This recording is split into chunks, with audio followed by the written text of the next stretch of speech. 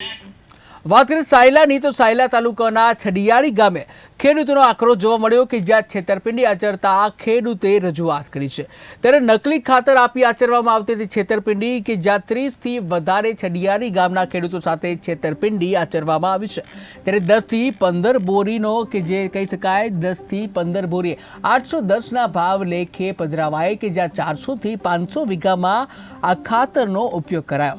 ત્યારે જે ખેડૂતોએ ખાતરનો ઉપયોગ કર્યો તે પાકને પૂરેપૂરું નુકસાન કે જ્યાં નકલી ખાતરથી કપાસના ઉગેલ બધા છોડ બળી ગયા હતા। ત્યારે નુકસાનીનું વળતર નહીં અપાય તો આંદોલન કરવાની ચીમકી ઉચ્ચારી છે। અહીંયાથી કપાસ ઉગતો જ નથી, એકવાર ઉગ્યો તે સુકાઈ ગયો તે આપણને એમ થયું કે કોઈક ઓછો વરસાદના ઓલેથી, અને પછી આપણને ખબર પડી કે જ્યાંથી આપણે અસલ ડીઓપી નાખ્યું હતું એ અત્યારે હાલમાં કમ્પ્લીટ છે, અને આ ખાતર મેં 30 થી 35 વીઘા ભાવમાં નાખ્યું એ બધો કપા હુકાઈ ગયો।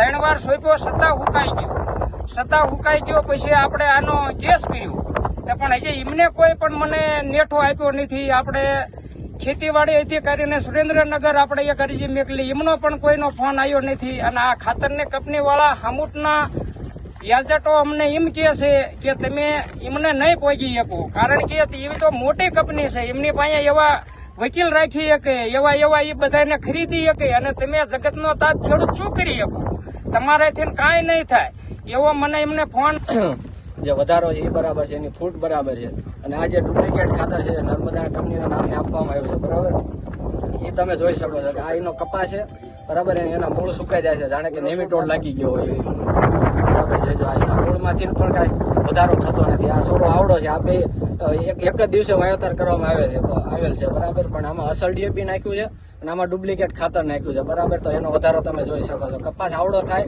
પછી વધતો નથી, આટલો થાય જો એની ફૂટ આગળ આવતી ને તમે જોઈ શકો છો, બાકી અહીંયાથી કપાસની ફૂટ થાય જેમાં આવી રીતે થાય એવી રીતે એમાં ફૂટ થતી નથી ને કપાસ નિષ્ફળ જાય છે। જ્યાં જ્યાં ખાતર નાખ્યું બધી જગ્યાએ કપાસ નિષ્ફળ ગયો છે।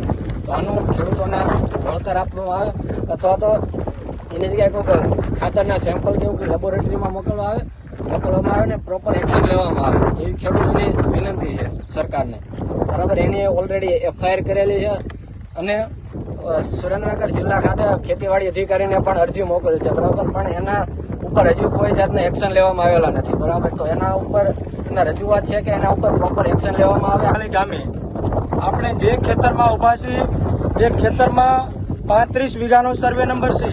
આમાં ખેડૂતે નર્મદા એગ્રો ઇન્ડસ્ટ્રી આગળથી પોટાશ અને ડીપી ટાઈપનું ખાતર ખરીદ્યું હતું।